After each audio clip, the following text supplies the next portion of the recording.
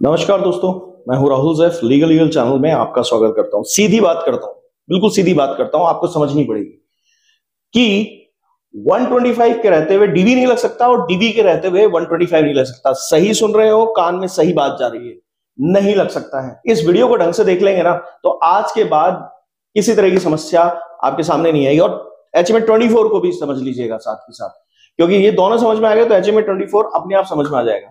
मुद्दे की बात सिर्फ ये समझिए कि मैं इस पे पहले 3 वीडियोस बना चुका हूं, मगर तब तक मेरे पास जजमेंट्स का सपोर्ट नहीं था। तो आप लोग में से ज्यादातर लोग अंधविश्वास की तरह ये सोचते हैं कि जजमेंट होगा तो हम मान लेंगे कि आपकी बात सही है, जबकि मैं ये बात तो पहले ही आज से 1-1.5 साल पहले से समझाता आ रहा हूं और इस पे स्पेशली 3 वीडियोस बना चुका हूं। इन तीनों का डिफरेंशिएशन समझा चुका हूं कि डिफरेंस इन दोनों तीनों में है क्या। आज जजमेंट से समझ लेते हैं। मुद्दे की बात सिर्फ इतनी सी है कि आपको यह समझना पड़ेगा कि आप अपना हित कितना चाहते हैं, आप कितना इन झूठे केसेस से निकलने के लिए जल्दी में हैं। अगर आप जल्दी में नहीं है तो फिर तकलीफ में है और रहेंगे, क्योंकि हम इसीलिए एजुकेटेड करते हैं कि आप अवेयर हो जाएं, अपने केसेस में ज्यादा से ज्यादा बेहतर परफॉर्मेंस ला सकें, क्योंकि ये हमारे कोर्सेज कर पाते हैं ऐसा। और आपसे पहले जितने लोगों ने ये कोर्सेज ज्वाइन किए, जबरदस्त परफॉर्मेंस है उन लोगों की, कहीं थक नहीं रहे, कहीं परेशान नहीं है, कॉन्फिडेंट है, स्ट्रांग है, अपनी हर जिंदगी को खुलकर जी रहे हैं। कोई टेंशन नहीं है, कोई दबाव नहीं है, किसी तरह की तकलीफ नहीं है, क्योंकि हम आपका रास्ता आसान करते हैं। जो इतना सारा ढूंढते फिर रहे हैं ना अलग अलग वीडियोस में, वो कंसाइज होकर सिचुएशन के हिसाब से नहीं मिलता है आपको। आप अपनी सिचुएशन को जोड़ने की कोशिश करते हैं हर वीडियो के साथ, मगर वो सिचुएशन अलग अलग स्टेजेस पे चेंज होती चली जाती है। तो उसका तोड़ है हमारे कोर्सेज, और उसमें हम आपका सहयोग करते हैं अपनी टीम के साथ मिलकर। और अगर आप इस वक्त इस वीडियो को देख रहे हैं और आपके दिमाग में सॉल्यूशंस कम है और प्रॉब्लम ज्यादा है, तो आपको एक कोर्स जरूर ज्वाइन करना चाहिए। और इसके अंदर जिस तरह के सॉल्यूशंस होते हैं, लैंडमार्क जजमेंट्स होते हैं, गाइडलाइंस होती हैं, टाइम टू टाइम आपके सिचुएशन के हिसाब से प्रोग्रामिंग होती है, आपको लीगल एडवाइजेस मिलती हैं, लीगल एड्स मिलती हैं, लीगल रेमेडीज मिलती हैं, लीगल सब्सटेंसेस ऐसे ऐसे मिलते हैं, इतने तरीके के कानून, इतने तरीके के एक्ट्स का आपको रेफरेंस मिलता है कि आपका केस स्ट्रांगली मजबूत रहता है। आप भी कोर्सेज का हिस्सा होना चाहते हैं तो फिर यहां पर ये व्हाट्सएप नंबर दिया हुआ है, ज्वाइन कर डालिए। कानूनी समस्या में है, परेशान है, चाहते हैं कि मुझसे सॉल्यूशन ले, अपॉइंटमेंट बुक कराइए, तुरंत आपको सॉल्यूशन देने की कोशिश की जाएगी दिए हुए टाइम पर। दोस्तों, मैंने जो बात कही है आज तक बने वीडियोस में, मेरा थंबनेल कभी झूठा नहीं होता, ये आप भी जानते हैं। मैं थंबनेल पे कुछ और नहीं कहता और अंदर मेरा कुछ और नहीं मिलता। जो कहता हूं वही मिलता है, वही आज दूंगा। सुनिए, 2 जजमेंट्स हैं, सीक्वेंस में समझिए, क्योंकि एक जजमेंट दूसरे जजमेंट का पूरक है। पहले दिल्ली हाईकोर्ट का जजमेंट समझ लेते हैं। देखिए, दिल्ली हाईकोर्ट ने सीधा सीधा एक वर्ड यूज किया था जिसको कहते हैं फॉरम शॉपिंग। क्या कहते हैं? Forum shopping. इसके आधार पर उन्होंने कहा कि पत्नी ने HMA24 में भी केस डाल दिया, डीवी में भी डाल दिया और 125 में भी डाल दिया, और आराम से कह रही है कि लाओ मुझे मेंटेनेंस दो, मेरे पति से मेंटेनेंस दिलाया जाए।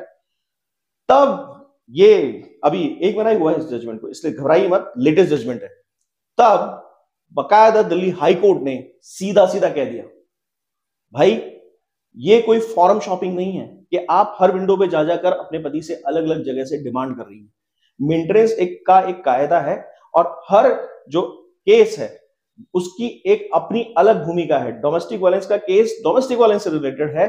125 का केस नॉन मेंटेनेबिलिटी, यानी पत्नी अपनी साबित कर देती है और उसके इनकेपेबल होने पर है, और इसके अंदर तो पति भी मेंटेनेंस ले सकता है।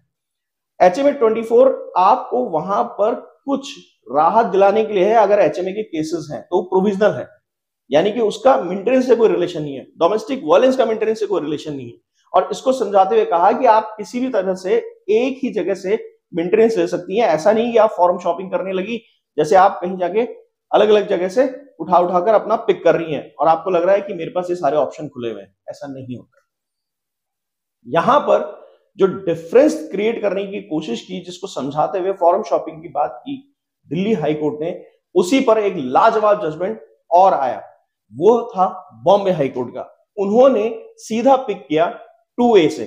वहां पर 2A में बकायदा जो डोमेस्टिक वायलेंस एक्ट है उसमें क्लियर लिखा हुआ है 2A में कि एग्रीव्ड पर्सन की परिभाषा लिखी हुई है, जो कि आप जाके पढ़ सकते हैं। जिसके अंदर एक विवाहित पुरुष के साथ जो संबंध होता है किसी महिला का, अगर उसके रिश्तेदार, किसके, विवाहित पुरुष के रिश्तेदार या स्वयं वो खुद उसको परेशान करता है, प्रताड़ित करता है और वायलेंस क्रिएट करता है, वायलेंस का होना जरूरी है। यानी ये नहीं कि मुझे डांट दिया, मुझे धक्का दे दिया, वायलेंस होना चाहिए।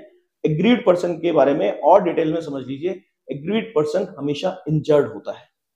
वापस सुनिए, एग्रीड पर्सन हमेशा इंजर्ड होता है, क्षति होती है उसके शरीर पे, खरोंचें होती हैं, कहीं उसके ऊपर मेंटल एगोनी भी हुई है, तो वो प्रूव कर सकता है कि देखिए मानसिक रूप से मैं प्रताड़ित हूं, मेरा साइकोलॉजिकल ट्रीटमेंट चल रहा है, या मेरा साइकेट्रिस्ट से आप ट्रीटमेंट करवा के देखिए, मेरे साथ ये प्रॉब्लम चल रही है, डिप्रेशन का शिकार है, एंजाइटी का शिकार है, हाई बीपी है। ये सब चीजें वहां होनी चाहिए, एविडेंट होना चाहिए, क्योंकि किसी पर अगर मेंटल प्रेशर आया तो ये सब चीजें निकल के आएंगी, होता ही नहीं है। इसी तरह से ये चीज समझनी जरूरी है।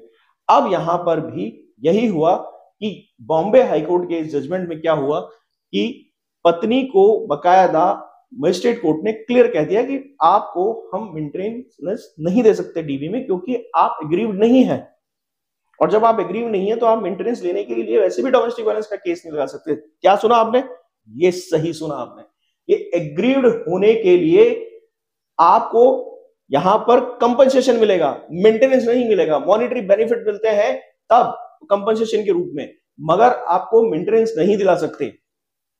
पत्नी ने अपील कर दी, और फिर जब उन्होंने सेशन कोर्ट में अपील की तो सेशन कोर्ट ने कहा पत्नी बिल्कुल सही बोल रही है, उसको मेंटेनेंस मिलना चाहिए, और डीवी के केस में 125 में मेंटेनेंस दे दिया।